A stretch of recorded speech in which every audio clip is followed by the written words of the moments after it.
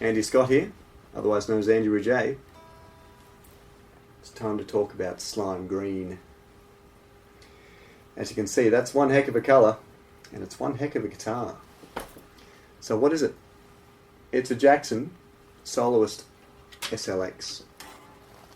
So the SLX range is part of the X range, which is a cheaper version of guitars brought out by Jackson.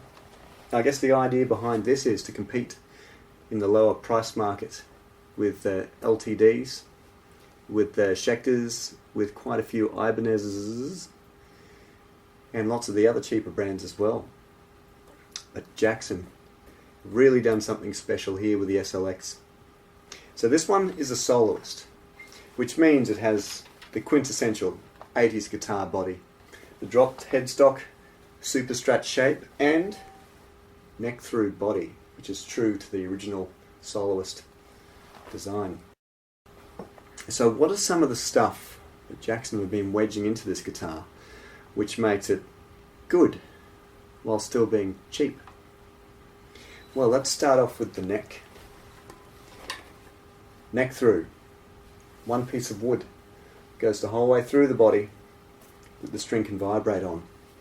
So this is how it's made. It's the continual pieces of wood from the neck the whole way through the body. Now in the SLX they've only gone halfway through the thickness of the body just to make it cheaper to construct. But it still means they've got this seamless neck joint. And that's really the exciting part here.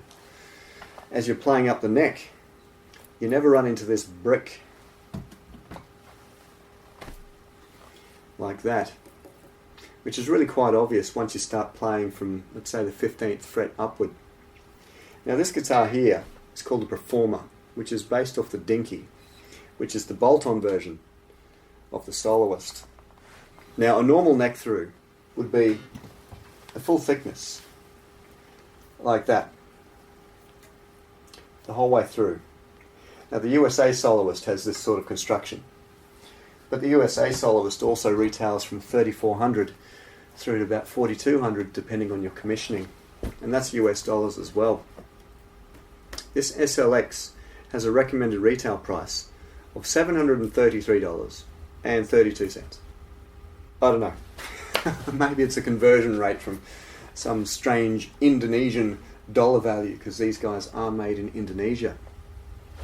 Some of the other X-range Jacksons are made in India, but the Soloist specifically is made in Indonesia. The neck also, combination radius. It starts from 12 or 13 inch down at the nut and flattens off to a 16 inch up here around the 12th fret onwards. Now that gives you a really flat and thin action on the neck. Really does feel good once you... Now the other amazing thing about the neck is it has graphite rod reinforcing on either side of the truss rod. So that looks a little bit like this. On either side of the truss rod you have these two stabilizing bars, which basically means this neck is immune from warping with different temperatures and even from changing your gauge of strings. It's a lot more stable, less prone to getting twists, less prone to getting hollows or ridges, and it can hold its tune much better. Now the pickups. The pickups are Duncan designed. Now the idea behind this is it's a cheap way of them making the equivalent of a JB TB4, which is in the USA Soloist, except for they can make it in China. So the bridge pickup here, you've got 16.2K with quite a mid-range to treble focused tone shaping. The front pickup is 7.3K with a much warmer tone shaping, which basically means it's more similar to a vintage or even a jazz pickup. So what am I talking about with 16.2K? What does that mean? This is where it fits into the scheme of things. You've got the cool tones of the original Fender Strat down here. You then move on to the more vintage tones that you'll get out of a Les Paul, a standard with a PAF. Then you get hotter as you go into the Ibanez, for example, the Damasio Evolutions found in Steve Vai's Gem. And then you get to the hot end of the spectrum. 16.2K is one of the hottest pickups you're going to get to put in a guitar before you start looking at active. So let's have a look at this pickup compared with the original JB TB4, which comes in the USA Soloist. Now, as you can see, they're very similar in design. Still adjustable pole pieces. The only thing really that changes is the fact that the TB4 has Alnico 5 type magnets in it. Now, Alnico is a far superior magnet to a standard ceramic. Now, ceramics are known for being more magnetic and therefore getting a much higher output, but there's a much better tone shaping that can be found from Alnico. So the bridge pickup on a distortion sound. Quite clear, just playing basic chords. You can quite clearly hear each one of the notes in that, even though it's on full distortion. So even once you start playing more dissonant chords like or it still maintains the clarity, which is quite good for a cheaper pickup. So you wind them back a little bit and you can still achieve nice sort of bluesy sounds if you want to go that way. But of course, how about using a pick?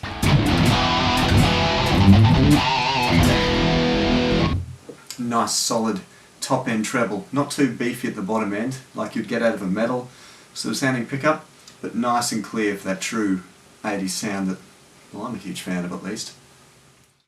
So let's look at the bridge now. They use Floyd Rose special bridges. Now what that means basically is it's a Floyd Rose made to Floyd Rose standards, Floyd Rose materials specifications, but they're made in Korea. So a Floyd Rose original is made in Germany and they retail for $199 US, whereas a Floyd Rose special is only going to cost you $82 US. Now the good part about that is they're not cheap, crappy licensed versions.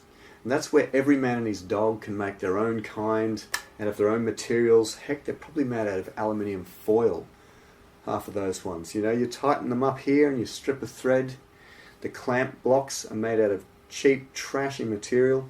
So after a while, they wear a little divot so the strings pull out easily. And they start snapping out when they're not meant to. So a Floyd Rose special is your friend. The bars tighten up nicely, you can have them firm, you can loosen them off and they flop around quite nicely as well. Now what about the build quality? So it's made in Indonesia. You might be cringing. That's not China. That's when you start cringing. The only thing I would gripe about here is this awesome paint colour when you look really, really, really closely. It's not 100% consistent. It's slightly cloudy, I guess. You can see some patches have subtle tinting of yellow, slightly black through it, as if they could have spent a little bit more time in applying the second and third coats of colour before they started putting the clears on it. The binding is fine. You don't feel any lumps along the edge. It's only got a pearloid inlay. It's not proper mother of pearl like the Soloist USA would have. And they're not an ebony fretboard like you get in the Soloist USA. It's just a rosewood. Okay, so the pickups sound great. But you look here. That's just beginning to come away. The binding that they put around to cover the coils. It means nothing. But it just shows that it's not that incredible build of the USA quality or $3,500 Soloist. But that's not really a problem. The frets are good, the action and the neck feel great. The overall feel and weight of the guitar is quite impressive. Now it's only a basswood body on either side of the neck through, which is a maple. It's not quite the alder that you get out of the USA as well, which is a slightly denser, better tone wood than the basswood. Now just as a little aside, for my Italian YouTube friend called Alenia C, LTD makes a copycat. They also make it in a green. They call it neon green. The model is called an M1000. Now these guys retail for a little bit more. They're $850 US, but they do come with EMGs. Now I use this one quite a bit in the recording of a song called Progressive 80s, and also in another song which is called Simplicity. I use this as my main backing guitar, and I also used it for the doubling of the solos and harmonies. So make sure you check that out. I've got the link in the notes below. It's well worth a listen.